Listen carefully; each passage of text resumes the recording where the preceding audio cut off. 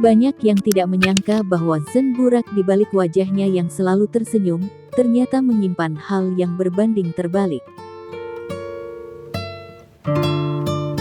Chef ramah kelahiran Turki ini membagikan informasi yang cukup berat untuk diterima oleh para fansnya. Zen Burak yang tak pernah lepas dari raut senyum, terlihat berbeda kali ini sebagaimana yang dibagikan medsos TikTok @curang. Chef yang ramah sekaligus menjadi aktivis kemanusiaan ini mengidap tumor otak, sehingga terlihat kondisi badannya menjadi lebih kurus dari biasanya. Mendapatkan kabar sedih ini, penggemar dan pengguna medsos pada umumnya mendoakan dan berharap CZN Burak bisa sembuh seperti sedia kala, sehingga bisa kembali beraktivitas seperti sedia kala.